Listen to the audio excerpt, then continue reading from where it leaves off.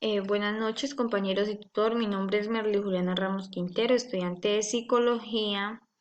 Hoy estamos con Historia de la Psicología, explicando la etapa 4, evaluación final. María Victoria Amador. Bien, tenemos aquí, como en la segunda diapositiva, una línea de tiempo en la que queremos explicar el proceso que ha tenido la psicología precientífica.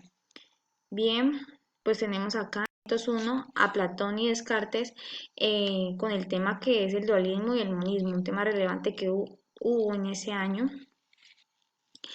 y en el que nos quieren decir pues que es una corriente fisiológica según en la cual existe una división fundamental entre el cuerpo y la mente.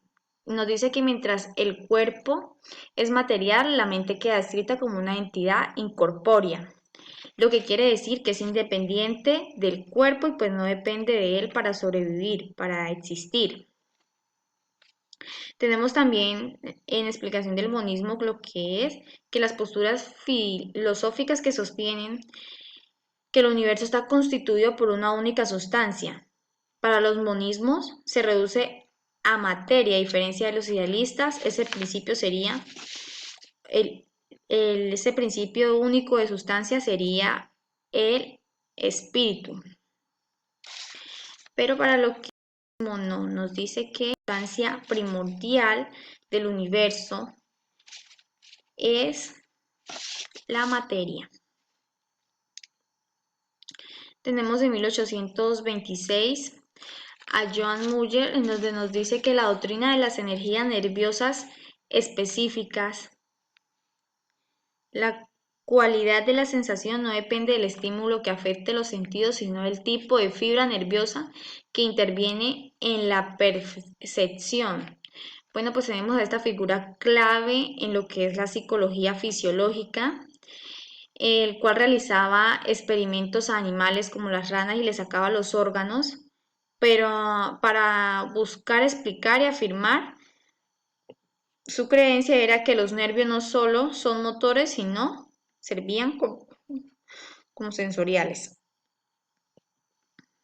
Bien, tenemos acá en 1830 y 1840 a Charles Bell a la ley de la conducción nerviosa.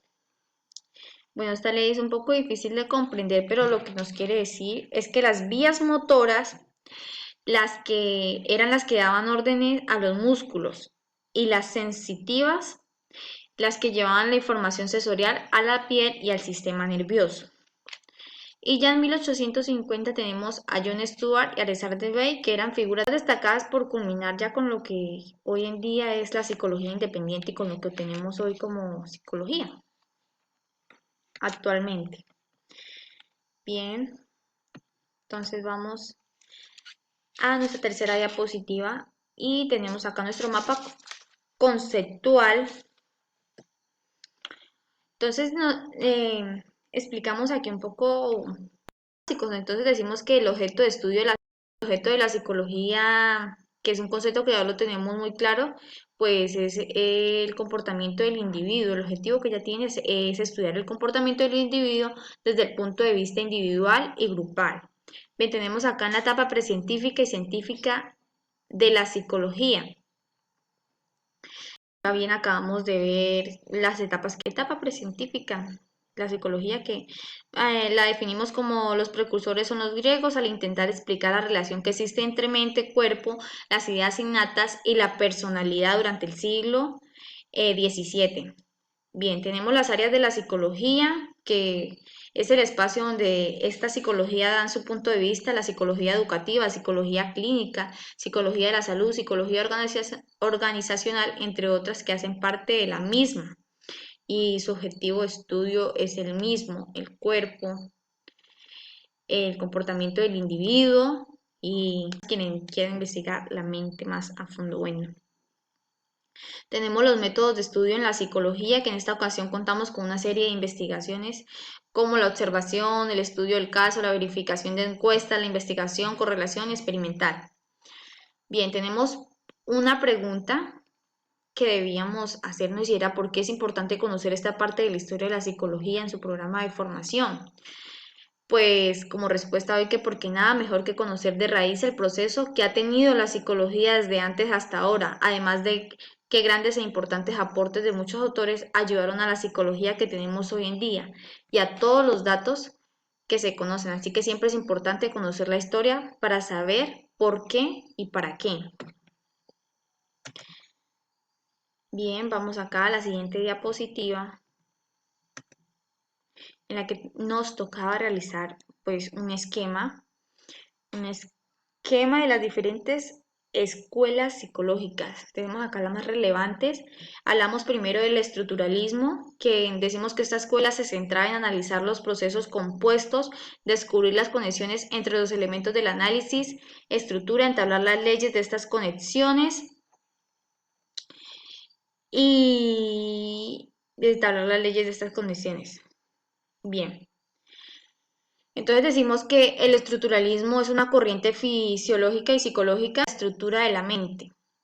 Bueno, ella se basaba básicamente en el estudio de lo que era la estructura de la mente.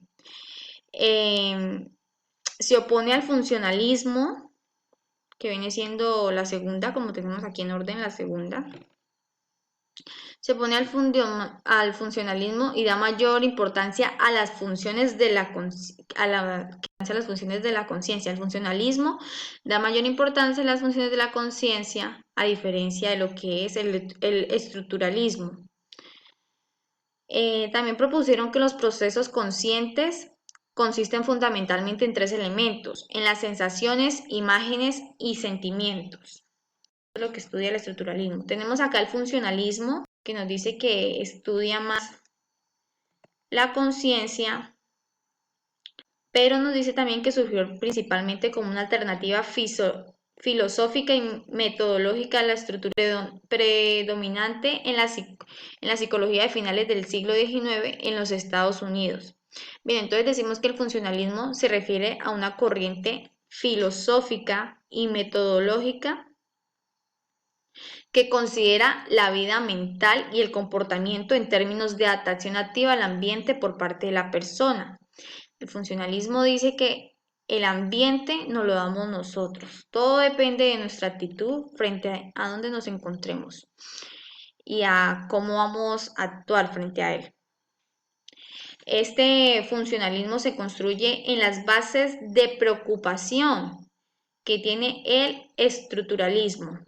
Bien, tenemos la escuela de Gestalt que nos dice que sostienen que la mente humana tiende a convertir la información parcial en total. Gestalt entendía que las imágenes son percibidas en su totalidad como forma o configuración y no como una mera suma de sus partes.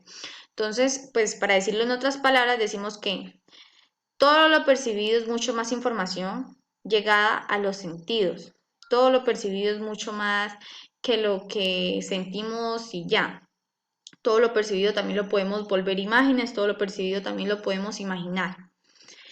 Tenemos también como estudio el psicoanálisis como otra escuela. Decimos que Freud como principal autor se centró en el estudio del inconsciente y comparó la psique humana en un iceberg y puesto que sostenía que solo una pequeña parte es visible, el resto se encuentra por debajo de la superficie. Entonces decimos que Freud pensaba que nuestros pensamientos y acciones están influidos por factores que están fuera de la conciencia y que derivan directamente de nuestro subconsciente.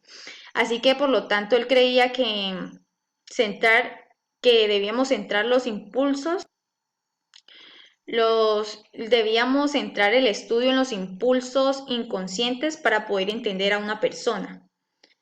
Tenemos también que los conductistas creen que la observación del comportamiento es la clave para la psicología.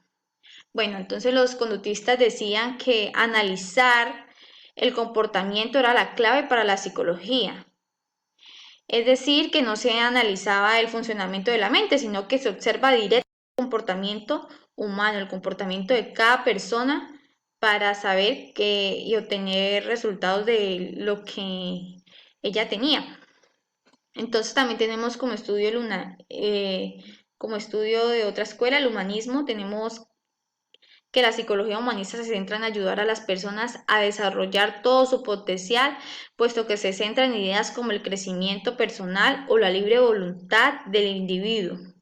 Bien, también decimos que el humanismo sostenía que las necesidades como la alimentación, el amor y la autoestima determinaban el comportamiento de cada persona.